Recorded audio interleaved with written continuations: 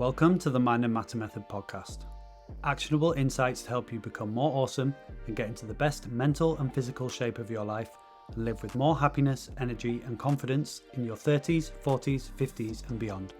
If you enjoy this podcast, please subscribe and consider sharing with a friend. This week on the podcast, I was delighted to welcome on my coach and mentor, Ella-Whitcomb Khan, to talk about all things emotions, mindset, self-criticism, and much, much more. This conversation was absolutely fantastic. So many knowledge bombs dropped from Ella, and I know you're going to love it. As always, let me know what you think and enjoy. All right, Ella, welcome to the podcast. Hello, thank you for having me. I just noticed what t-shirt you was wearing, but anyways, hello. I deliberately kept the camera up and then brought it down for the start. So for the benefit of listeners, I'm wearing a Skill Coach Club t-shirt, which is Ella's business. This was an accident. So I picked a random black t-shirt out of my drawer this morning, and I've got a lot of them just to throw in my gym bag. But turns out it was this one. So, I kept it on. How are you doing today? You okay? I'm good today. Yeah, I'm feeling good. I'm looking forward to this. I was just saying a bit rusty on the old podcast, but I'm looking forward to having this chat with you. Cool. So I wanted to get you on because we've been working together a while, and one of the things that we did last year that I really got a lot of benefit from was when we were talking about and working on emotions, like emotional state, emotional maturity, identity, and that really helped me. And in general, I think it's something that people I work with, my audience, are not historically very good at, me included. And that's why it was so profound when we worked on it. So I thought it would be cool to talk about all of that and maybe bring my experience into that and some of the stuff that we did. Before we get to that, can you give us a bit of background to you, what you do, and why you're a good person to talk about this sort of stuff? Okay, yeah. So my background professionally is in psychology. So undergrad, master's, completing a doctorate in sport and exercise psychology. And then work-wise, I work with a lot of coaches, but I've also worked with people who want to change their behavior and they get stuck. And so helping them move through that resistance. I mean, with coaches, it's helping them essentially grow their businesses. But a lot of it comes down to emotions, their emotional experience, because two people, you can give them the same advice, the same strategy, and one person succeeds and one person doesn't. And so it can't be the information that's the issue. There must be something internal or whatever in relation to the person. And so I think that's a little bit of what we're going to cover today maybe as well. Yeah. And when we started working together, which is like more than a year ago, it's definitely more than a year ago, isn't it? Like 13 months or so. It was very much practical. How can I make my program like world class? What can I do to give my clients a fantastic service? And I'd never back then thought, oh, we're going to end up working on like my mindset and emotional state around all of this. So it's funny the way that things evolve and how integral that is to the level of success someone can have as well in any pursuit. So what do you define as emotional maturity, or any other term that you would use to mean that same sort of thing? Yeah, I think this is such a confusing one for people because, especially for men, but people in general, it's, should we be stoic? Are we supposed to not really have strong emotional reactions? Is that good? Or are we supposed to be in touch with our emotions? And so there's such confusion as to what's good, what's bad, what's right, what's wrong. What I would say for me, whatever we're going to call it, a good relationship with your emotions, emotional maturity, would be about actually being in contact firstly with your own emotions. Most people aren't in contact with them. And what I mean by that is the emotion might be flowing through them. They might be reacting and responding to emotions, but they're not actually in contact. They're not knowing what they're feeling. They don't understand their experience within. And so, yeah, being able to name what they're feeling, recognizing what they're feeling, and as it's rising, labeling it. And really, really important, understanding what it's actually telling you, because the way I see emotions is that they are a messenger. They're deeply biological in nature in terms of they're evolved. We've evolved to have emotions because they're delivering a message. And so being emotionally mature is to know that you're feeling sad, for example, and to know, but what is this sadness telling me? Or what is this emotion telling me? What does it want me to do? Where is it guiding me? And so, yeah, it's being able to work with them in an agile way, befriending them, being in contact with them. That's what I think. Why do you think that is important? Why is it important? Because I believe that they are, well, they're wise guides, right? And so if you're ignoring them, you're not going to fully know who you are, and you're not going to fully act in a way that's aligned to who you are. So what we often have in this culture, and with men in particular, we can keep honing in on that as well, is that people become a bit discombobulated. They become in their head, they live in their head, right? And so they disconnect from their body, or their body is what they work out in, and the body's about being strong and muscular. But other than that, the body is something separate, right? And when we're in this discombobulated state, we're trying to make decisions that are rational or logical. So we're working through the world, trying to do things that make sense, right? Makes sense. This makes sense. This doesn't make sense. It doesn't make sense that I'm mad. I don't know why I'm nothing. It's all about making sense, right? Whereas what emotions do is they tell you about what deeply matters to you, who you actually are, how you actually feel about things. And so you have to listen so that you can have the life that you want. Otherwise, every decision you make is going to be rational, which isn't going to lead to the life that you want, right? So knowing when to use the mind, knowing when to use the emotions, but you have to have both working really nicely together to truly get to where you want to get to. That's definitely something that I've struggled with. It's very like logical brain. And I think that was kind of why we started working on it. I don't think you were this blunt about it, but you were like, you are clueless about your emotions, which was totally fair enough. Because I've definitely been in that state where like I'm stressed out or I'm worried or I'm anxious. There must be a logical explanation for that. Yeah. And there must be a logical solution to it. And Yes. I think what you're saying is there's no solution to a feeling. A feeling is a guide or a signal or a sign of something. Is that right? Typically, when people start doing this kind of work, or you're telling them that, you need to get in touch with your feelings, whatever that means, what they do is they use their brain to get in touch with their feelings. So that's like kind of what you're alluding to. You're trying to figure out your feeling. That can't be sadness, because why would I be sad? Or why would I be anxious? This doesn't make sense that I'm anxious, because I know that things aren't going to come crashing down. So what you're actually doing is you're using your mind again. You're not experiencing. And so emotions aren't there to be figured out. They're not a problem to solve. Your mind loves to solve problems. That's why it wants to get involved. Instead, all emotions are things to experience. They're sensations and messengers, and yeah, just something to experience. And through experiencing and feeling, not thinking, but feeling about the emotion, it passes, right? Or it delivers what it needs to deliver and it moves on. If someone gets stuck in an emotion and there's like emotional reactivity, that's what I was going to mention earlier, actually, in terms of maturity is more about working with your emotions and responding and being connected to, as opposed to reacting constantly. But in order to do that, yeah, you have to experience them and feel them. So you mentioned stoicism, so I'm going to ask you So, about this. I really like the work of Ryan Holiday, and obviously he's famous for promoting like a stoic mindset. But I imagine he would also, and this does come through in his books as well. He is also a fan of being in touch with your thoughts and emotions and feelings and being able to separate yourself from them. Can those things coexist? Can you adopt some of the perceived positive benefits of stoicism whilst also being like emotionally mature or aware? I think so. So the thing about Ryan Holiday is he really studies Stoic texts, right? So he understands all the nuances, and he realizes that they weren't saying don't have emotions. They were really saying about the relationship to your emotions, or how much power they have over you. I think as Stoicism gets translated and it becomes like masculinized, it does become a bit more like emotions equals bad, equals weakness, and non-emotions equals good. But yeah, the true emotional mastery, if you will, is actually feeling, but it's the next step.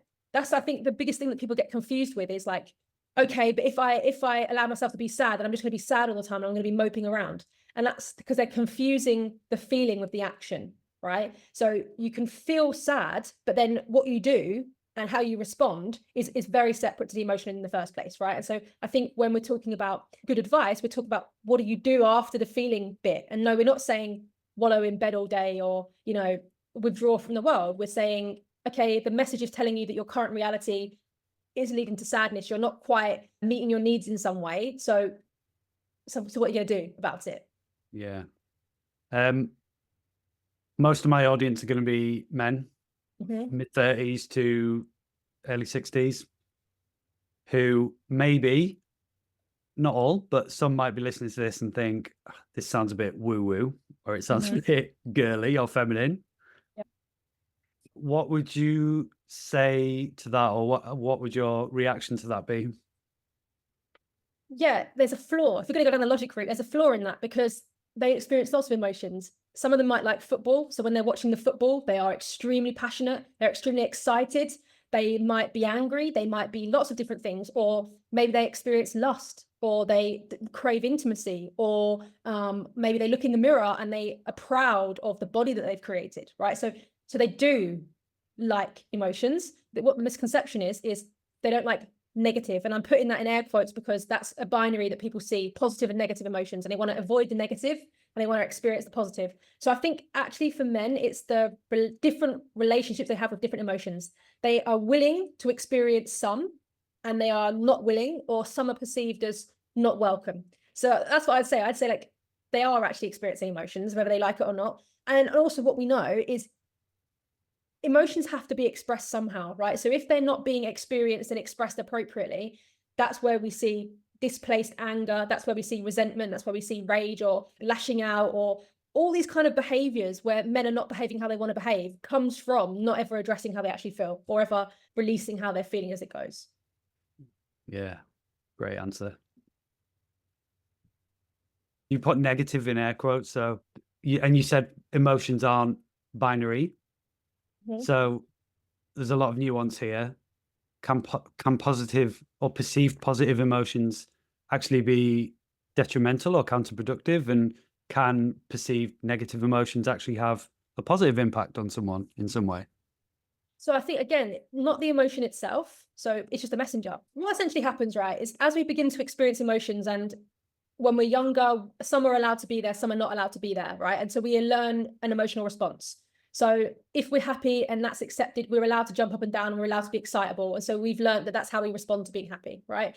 Whereas if we learned when we were younger that it was bad to be sad, we are not allowed to be angry, then it gets suppressed or it gets changed into a new emotion. So men often feel anger instead of sadness because it's more socially acceptable for them to be angry than it is for them to be sad, right? So it's kind of, yeah, shifted. So I think like being happy or any other positive emotion isn't good or bad. It's more a case of if being happy means that that leads to you not doing the things that you want to do because there's some relationship to happiness where you stay still, then that's not a very helpful response, or it's not a very adaptive response to happiness. But happiness itself is just, it just is. It is just Yeah, a series of sensations in the body.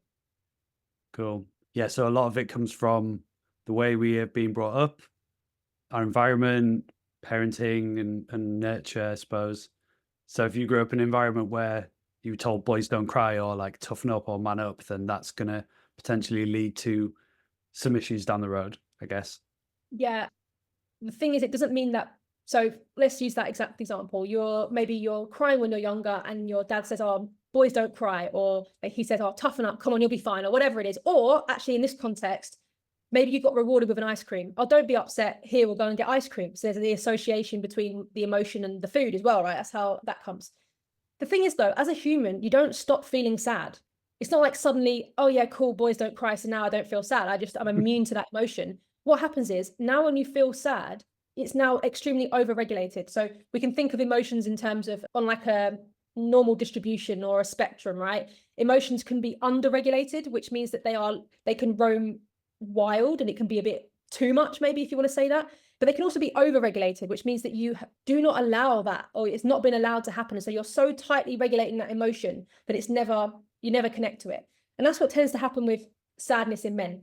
They don't even realize that they're sad. Or loneliness is the huge one, right? They don't realize that they're actually lonely or inadequate. All these feelings that are seen as not being allowed or acceptable, they're overregulated. But it doesn't mean you don't feel them. It just means you don't realize that you're feeling them. And so symptoms are going to pop up elsewhere.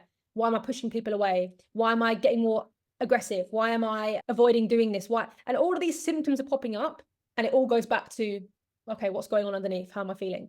Mm. Let's talk about how someone can practically start to maybe get in touch a little bit more with their emotional side. And this might be a good opportunity to talk about some of the work we did as well. If you've made a case for it and someone thinks, yeah, maybe I should be a bit more in tune with how I'm feeling, how would you encourage them to get started, or what could they do practically? Yeah, I laughed at this question. I was like, this is fantastic. It's such a Toby question. Okay, great. So what do I do? What can I do? What's the action? Literally. And then when we were doing this work, and we're going to talk about what we actually said, and you were like, okay, so what should I do? And it was just like me always telling you this, that you don't need to do. That's the opposite of do. It's be, right? So essentially, then we can talk about what we did, but really, if you want to get curious, that's the first step. Get curious. Just start witnessing and observing what's going on for you. Right. And again, this is going to so woo-woo. You're going to want some more tangible thing. But literally, okay, you go to work, notice what's going on. Are you getting agitated? Are you getting hot? Are you getting energetic? Like, what is actually happening in different circumstances? And just observe it. And can you just allow it to be? Right. Just know, oh, hang on a minute. Like, my chest is getting a little bit tighter, or I'm feeling energy in my arms, or something is going on. You might not even be able to name it. And that's all you have to do. And then over time, you start thinking, this is quite consistent. I think that's an emotion. What is that emotion? I think that's a little bit of excitement. What's that about? Right. And you start getting curious, but you're never trying to force it. You're not trying to do anything with it. You're just getting curious. So how about, well, let's talk about what we were doing and how that worked for you. So the trigger was, it was around April, May last year.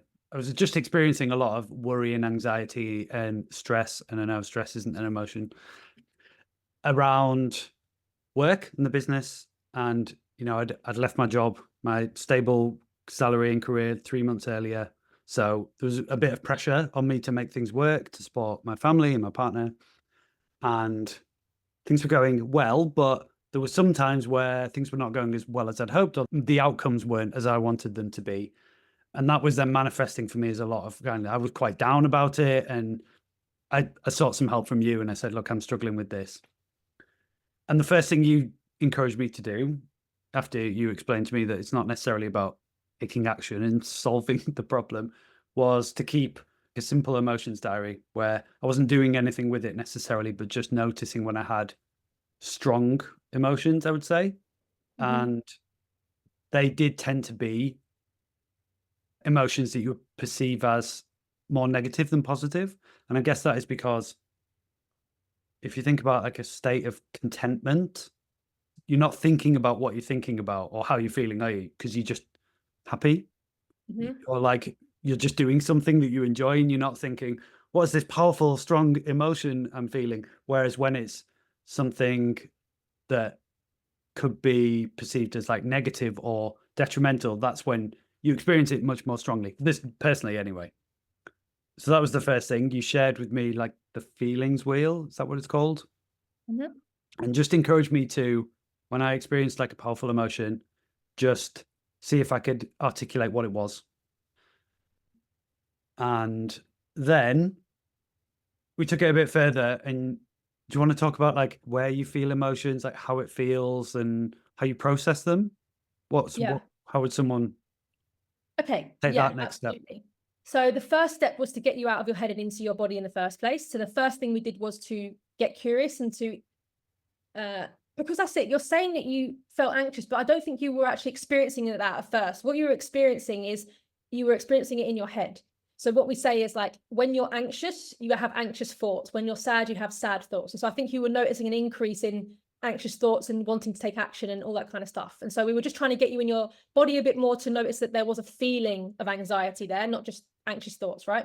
And then, the next step is like, can we hone in on this feeling a bit more and stay with it? Because if we don't, we go up in our head because we want to solve it, right? So how can we stay in the body? And so it was, okay, Toby, just now when you feel anxious, can you just talk about what that feels like, right? Where is the anxiety? Does it move? Does it get bigger? Is it like a tight feeling? Is it a burning? What is it, right? So you start becoming acquainted with that sensation actually meaning an emotion, because a lot of people don't actually realize that what they're feeling is actually an emotion, right? They think it's something different, maybe a physical symptom.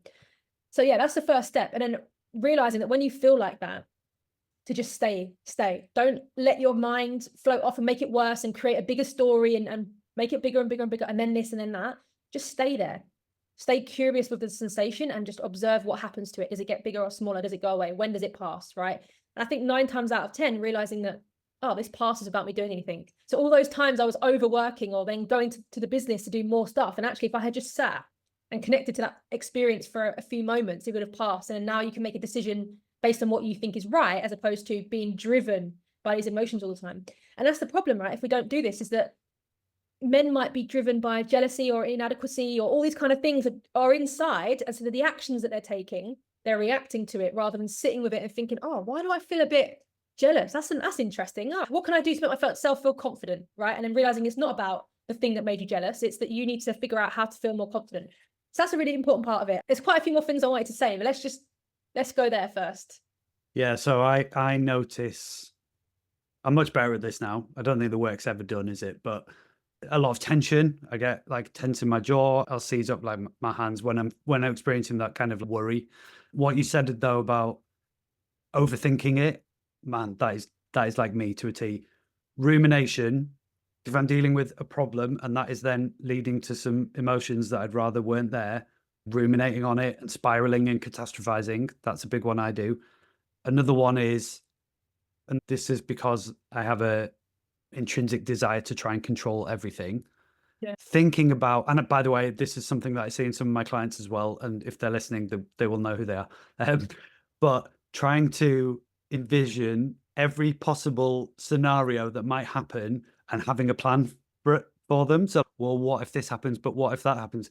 What if this happens? And that then just becomes worry, and it's overwhelming because you're trying to think about all these different permutations and the scenarios that could play out. And ultimately, most of them are never going to happen. Yeah, this is the cycle. It's really frustrating. So your mind wants to protect you at all costs from feeling the feeling, particularly if they're unpleasant feelings. It's not nice to feel anxious or worried, right? And stressed and all these kind of things.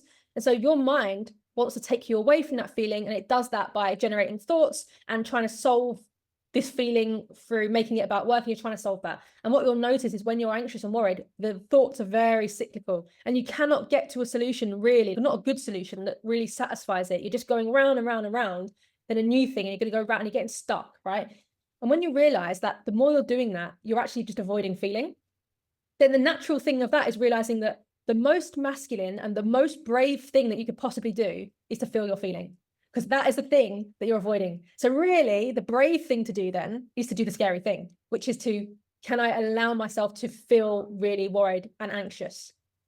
And then when you do that, the mind quietens, you stop trying to figure it out, you stay with yourself.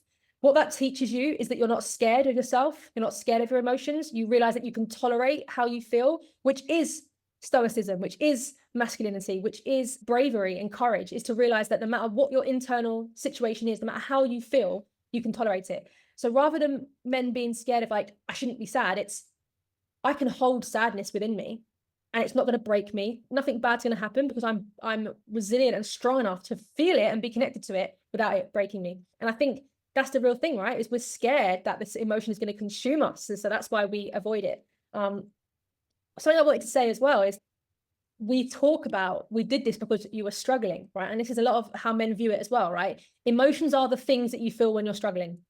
And so that's why we want to avoid it, because I'm not struggling, so I don't need to do any of this stuff. When actually, like, a nice part of it as well is to learn how to ramp up the intensity of pleasant feelings as well. So like you're saying, contentment, it doesn't really feel like much because we haven't practiced turning up the dial.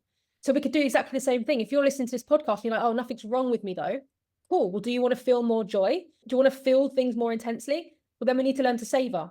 If you've got a partner, right, and you're content with them and you're happy, can you turn up the dial and really appreciate them and think, God, I really appreciate being with you. And that makes me feel, like warm inside. And with that, I want to do something nice for you, which now makes you feel even better. And so you've savored the moment, or you've ramped up an experience. You couldn't do that if you weren't willing to first get in touch with a feeling. Do you know what I mean?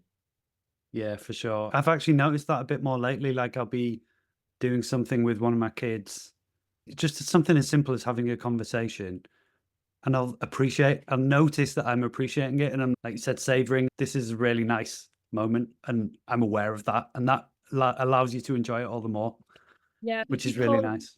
Because it's a way of we respond to our emotions, right? So if our response to emotions is to go into our head and move out of the body, the same thing happens on the other side of the spectrum. So if you want to feel really pleasant stuff too, and you want to get the most out of life, you have to stop avoiding feeling the sad or hard things. You can't hack the system. I just want the pleasant feelings I'm not willing to experience. You're either going to commit to feeling more, or you're going to commit to a life of a muted life, right? And it's a difference between experiencing life in black and white or gray, or experiencing it in color.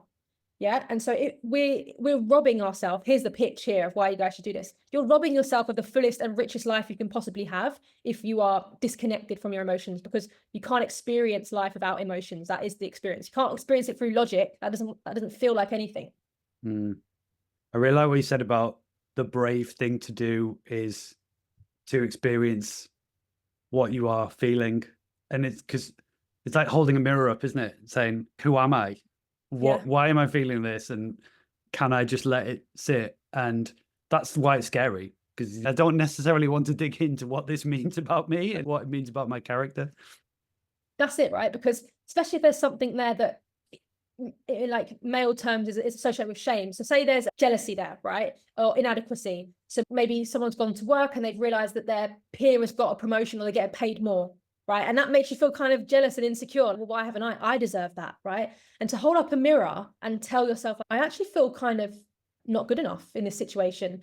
That is really hard. Who wants to not feel good enough? But it's only through realizing that you have that inside that you realize this actually bothers me. I'm somebody who has a potential that is not being fulfilled, and that really bothers me, and I want to do something about it. And so if we're not willing to look, we can't really grow, because then you're just going to have to shut it off and say, oh, never mind, that person's an arse, they didn't deserve it, whatever, right? Yeah. Or the male response to that would be anger. Oh, fuck them then, right? I'm going to show them, and I'm always going to show them, right? Which is fine, but there's other approaches. Yeah. A big one for people listening will be physique related. So literally looking in the mirror and being unhappy with their appearance, that'll be one, or comparing themselves to others, perhaps on social media. They see like the view of what a man should ideally look like, and they think, well, I'm miles away from my goals or whatever. Yeah. So, all right. So there's two different men in your program that do that. They look in the mirror and they're realizing, oh, Toby posted that before and after photo, and I'm not looking like that at the moment, right? And really, how have I got to this place? Yeah. And so maybe there's feelings there of dislike of body or inadequacy or whatever. It's unique for each person. But the difference is what then happens.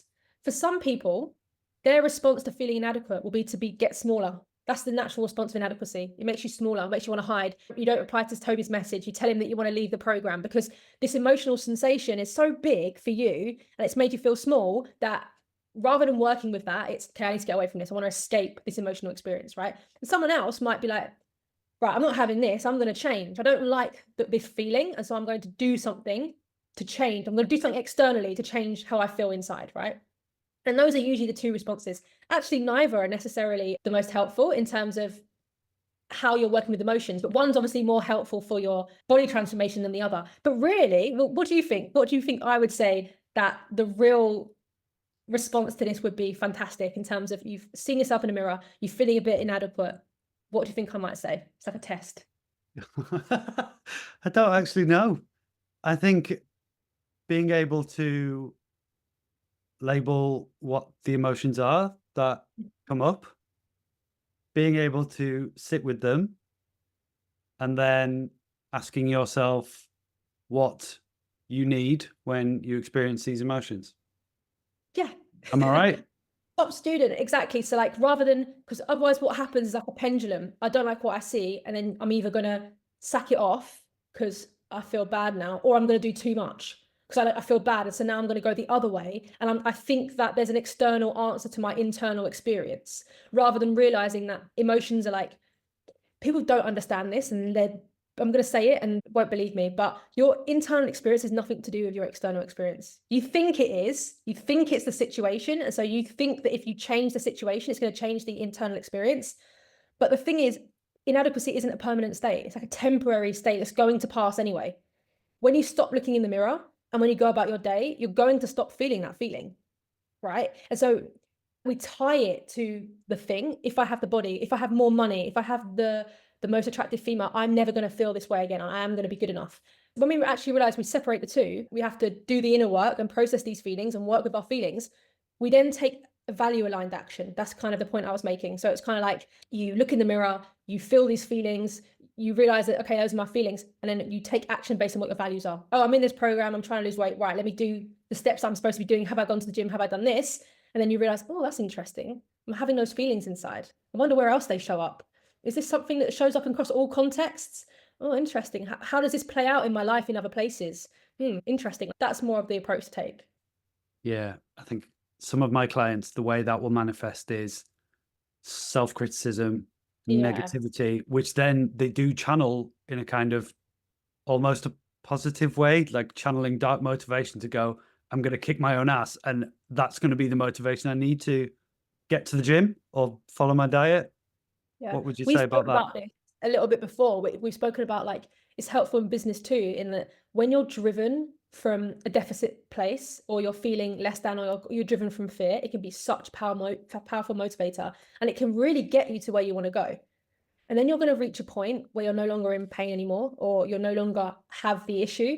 And then all motivation separates. It's gone because you only know how to act from when you feel bad about yourself. Also, think about that. I know that's the kind of a David Goggins approach, essentially, which is that hate yourself into change. But I think the most stoic thing is to have absolute self-respect and you're doing things because it's making you more fortified, being the best version of yourself, rather than if you don't do it, you're going to feel like shit and you're going to criticize yourself, right? So I think dark energy, dark fuel, we all use it. It can be really powerful. But at some point, realizing you need something else, you actually need to really respect yourself and realize that you are destined for more, you can achieve more, and self-criticism isn't going to be the thing that takes you to where you want to go. So it can be a helpful, not necessarily helpful, but it can be a powerful tactic when used sparingly, but it's not a sustainable solution. No, because it doesn't feel good either, right? Because what No, ends up it feels happening is rubbish. it feels crap the entire time, and then you look in the mirror and maybe you do have abs, and what do you think? Oh God, I don't have an 8 pack, you know? Or oh, for God's sake, our shoulders aren't big enough. If you are a person who's highly self-critical, it doesn't suddenly stop when the external or the body changes. You have that relationship to self that you criticize what you do. So that's why it's really important to nip it in the bud and try to come from a less critical space. How could someone who does struggle with self-criticism start to do something about that? I love working with you because it's good. It forces me to have to think about how you bring this stuff to life. For me, this is a reframe.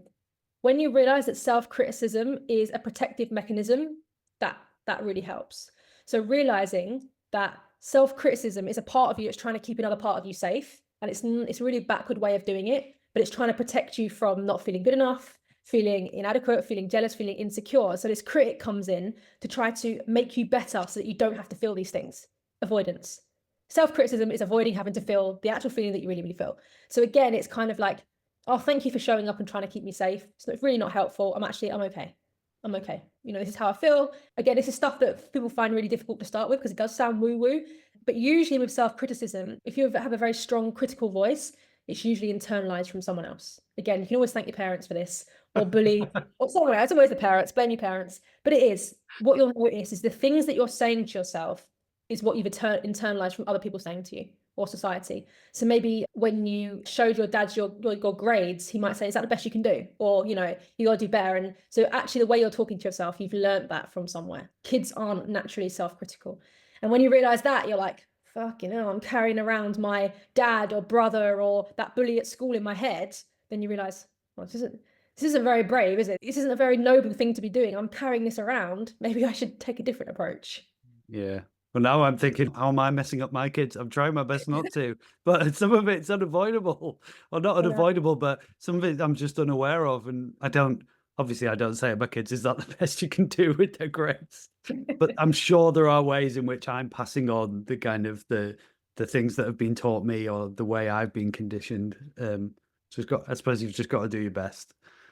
Yeah, and look, Um, it's not like if you say one thing wrong, your kids are traumatized. It's as long as they feel safe and loved and you're chatting, like it's not going to happen. Do you know what I mean? Yeah. Okay. You've made me feel better about it now. One thing that we didn't really touch on, but was really helpful for me was when we started doing this, and it was all very new to me and quite difficult for me to get my head around as a logical, rational person.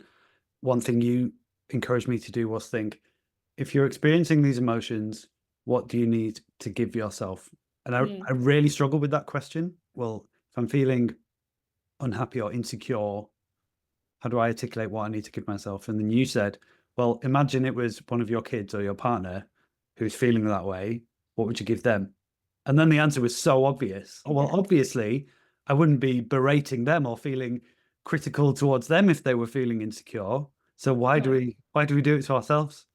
Yeah, that's so, so powerful. So exactly, let's just use sad, whatever you're feeling sad, you're feeling lonely, whatever it is. If when you were younger and you felt like that, you were told that's bad or wrong, then you don't know how to meet that need. So the whole point of parents is that you're supposed to meet your children's needs and you model it for them. So when they're an adult, they then meet it themselves. That's literally the point. And then when they're a baby, they can't even feed themselves. You're physically feeding them and meeting that need of nutrients and cleaning them and stuff. But what gets missed is the emotional side of things as well. You have to also meet their emotional needs. And so when they're sad, are you showing them what to do when they're sad? Are you showing them what to do when they're proud? So they don't get boastful. It can go the other way as well, so that they're not arrogant and stuff.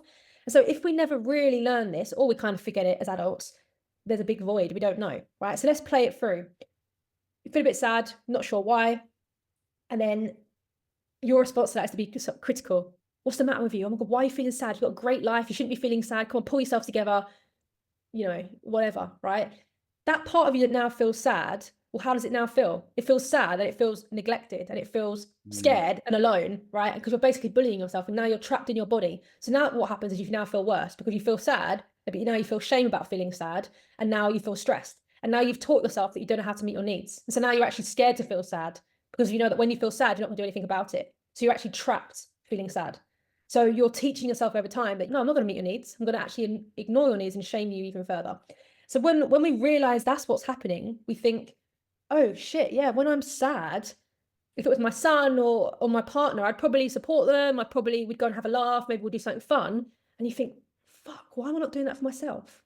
Why would I, when I'm feeling sad, why would I sit and berate myself rather than going and doing something that's going to make me feel better? Then you start realizing how silly it is to spend time beating yourself up when you should actually be your biggest mate. You should be your best mate. You should make yourself feel bigger. You should make yourself feel better and stronger, right? That is, in my opinion, what it means to be emotionally mature, right? Or, self-compassion is the soft term, whatever masculine term you want to use, resilience, self-respect. Self-respect is treating yourself with respect. It's not saying, oh, you shouldn't feel that. What's the matter with you? That was massive for me because it was such a big realization that I will sit and say, I need to do better. I'm letting people down. But then if I imagine that my 12-year-old son saying those things to me, my reaction to that would be like, I'd be traumatized that he was experiencing that emotion. Yeah, Yeah. I think it's okay for me, or many of the people listening will think it's the same for them. It's okay for me to just completely berate myself and think I'm miles away from what I want to achieve. I'm never going to get there. Yeah, because there's a fear, isn't it? This is the biggest misconception of fear is that, so if I make it okay, I'm gonna get way out of shape and I'm just gonna, let everything slip because that's the fear. But really, how do you treat things that you love, right? Things that you love, you look after them, you make sure that if you love your car, you're out there washing it, you're making sure it's all good. So it's not the case that when you love something, you suddenly treat it like shit and you let it get out of shape, you feed it pizzas. That's not love, is it? That's not what you would do. You wouldn't go and leave your car super dirty and leave junk inside it. So it's reframing what it means to actually like yourself and how you treat somebody that you actually like. Yeah. Sometimes when I'm going after hard goals or trying to do difficult things, I get more nervousness or it feels uncomfortable. It feels a bit scary. It feels a bit scary at the moment, like some of the work that we're doing and that I'm planning on doing. I perceive that as potentially that can be a positive thing. That's a sign of growth and getting out of my comfort zone. What do you Yeah, think about that? absolutely. Again, it's the emotions giving you a message, but how you interpret that message is really on you. You can interpret that fear as like, oh no, it's telling me that I need to stay safe. Or you can interpret it as like, obviously I'm going to feel nervous. I've never done this before. So this is a really good sign that I'm about to get something that I've never had before because it's requiring me to do something. And of course I'm going to feel a bit weird. It's a bit uncertain and that's kind of scary. But yeah, it's the way that you perceive it. And that's a very, very healthy way to look at it. And it's also true. We also know, this is a very stoic idea, that you need to do hard things or that you can only grow through hard things. But again, this is where the David Goggins, I don't like that approach because it's making it sound like you have to punish yourself or torture yourself. If not, you're some sort of like, I don't know, like pussy or something, right? Whereas that's not really what it means. It means You do need to stretch yourself, but it doesn't actually have to be physically painful or really difficult.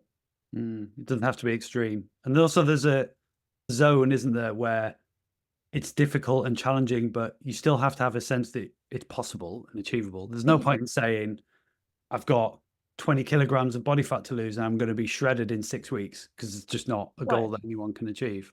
And there has to be a point to it. Like, there's no point of suffering for suffering's sake. That's not the purpose of life. The purpose of life isn't just to suffer just because it makes you more strong and manly. Like, what is the point of him running and blowing out all of his knees? What's the point? Whereas what you want to pair it up with is a meaningful goal. If you have a wedding, or if you have something that you want to achieve, or you want to hit that next level at work, it's worth suffering for, or you have to suffer to grow, to get to that level, but not just for the sake of it. Yeah.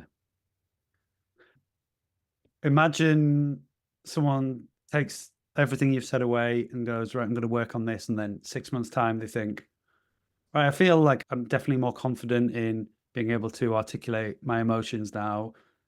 Have I won? Like, what do I do? What do I do now? What do you do now? Keep going. Just keep going. Yeah. I think you know when you are changing, like it shows up in you start asking for what you want.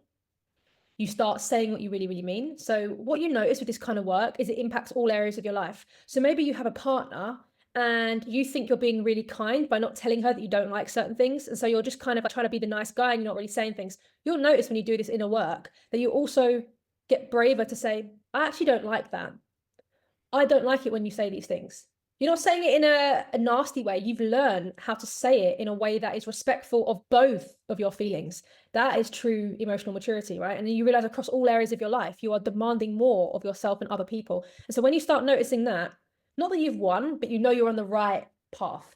And then when you notice that you are actually making yourself a bit smaller, or you're not really saying how you feel, or you're not really doing the thing, that's probably a sign that you're avoiding something. If you know there's a decision you want to make and you're avoiding it, or you know there's things you're not saying because you're trying to be a certain way, probably a sign that could be really helpful for you to do. So maybe if you don't have very strong boundaries or non-negotiables, I suppose if you're not very good at holding those, then that's something that this could potentially help with. Or if you're a people pleaser. Yeah, a really big sign will be if you feel resentment or jealousy.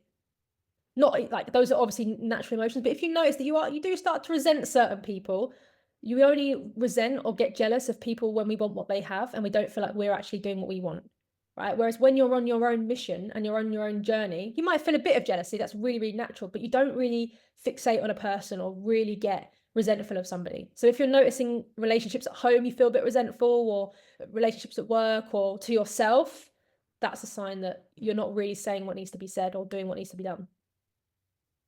Cool. Very insightful. Is there anything else you want to mention or anything that we haven't talked about? It's okay to say no.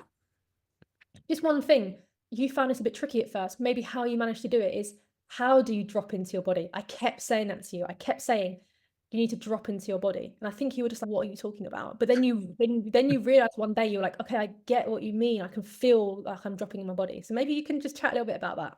Yeah, actually, and that's prompted another thing to talk about as well. So I think reducing or removing external stimuli was helpful for that. And by that, I mean, say, meditation, where you're just sitting. And because you're sitting and you've not got visual stimulus in particular, you can move inwards and you can experience how you're feeling.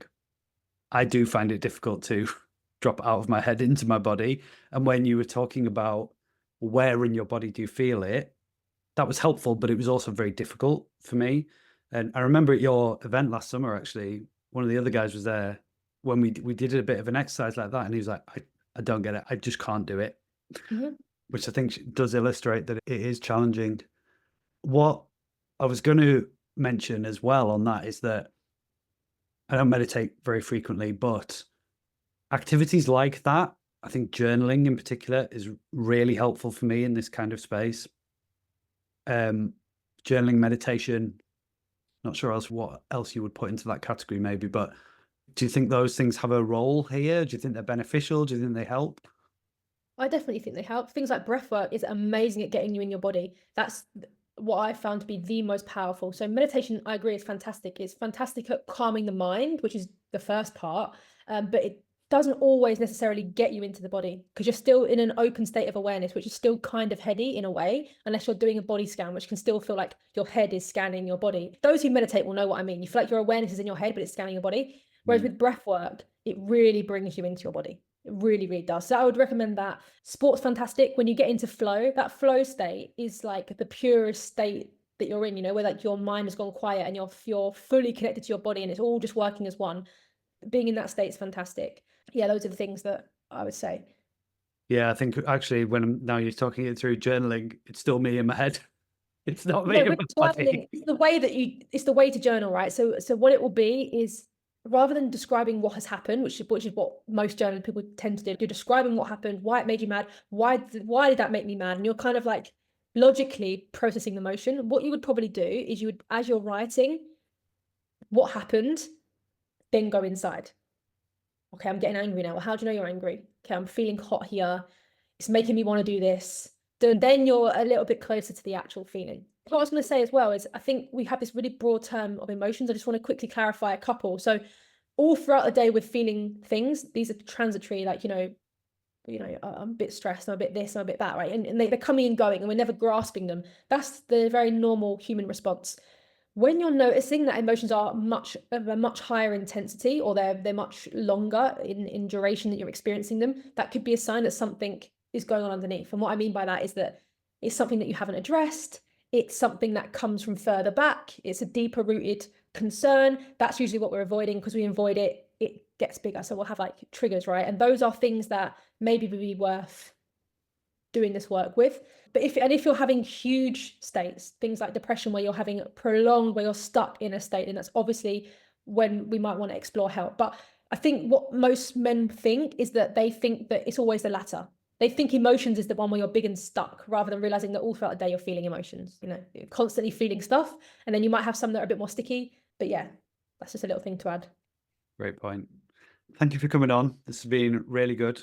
I've just been engrossed in what we're talking about.